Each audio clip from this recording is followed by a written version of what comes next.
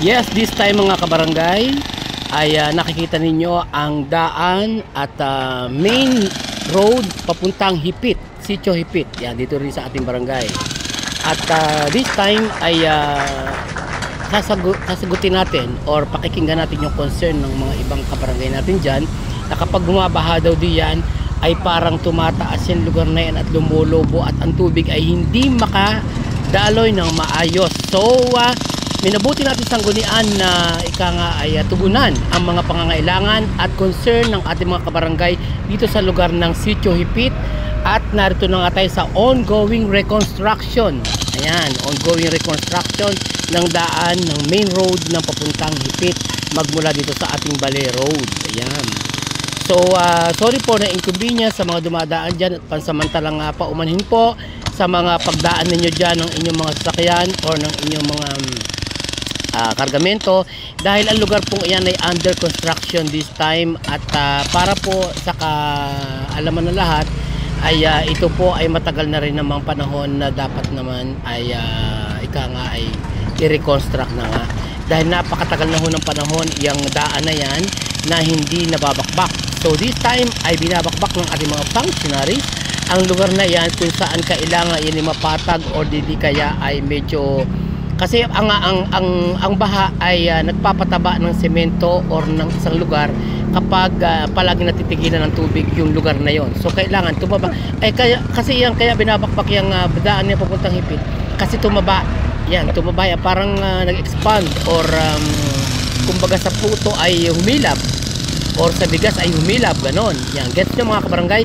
So humilab ang lugar na yan at binakbak at ating dinidir sa kasalukuyan nga at binabakbak upang malagyan uli ng panibagong forma ng latag na bakal na balabalandra at tapos bubuhusan uli ng semento yan at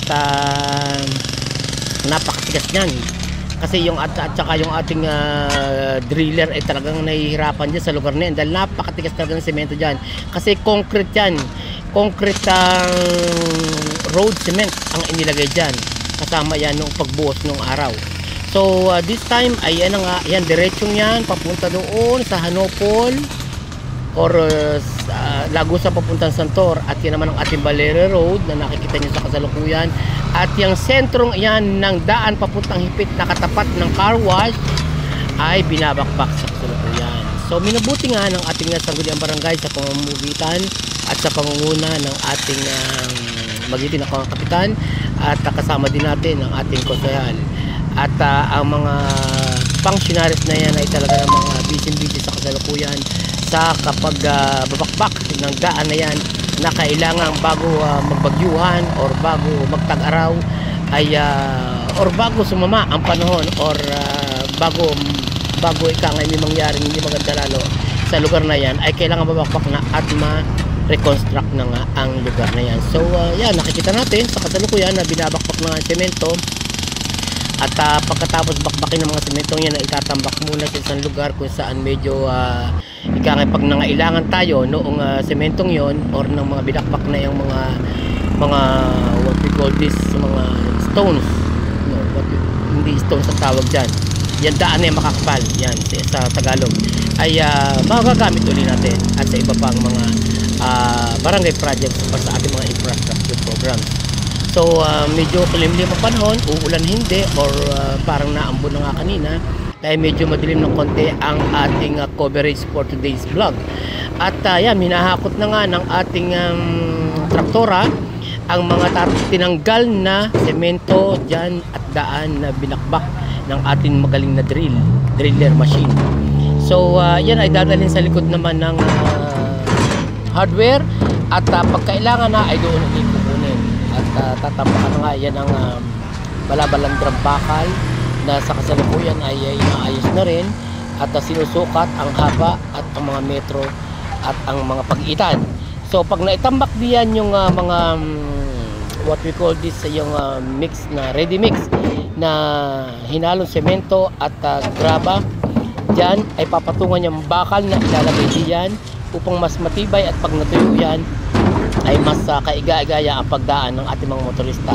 Walang iniisip ang sanggunian kundi gumanda ang pakilasa ng ating mga motorista. Kaya ano pang hinahanap ninyo? Talagang yan, bibigyan natin ng tugon ang bawat hinaing at concern ng ating mga kabarangay sa lahat ng antas at pamamaraan ng pagtulong ng ating sanggunian.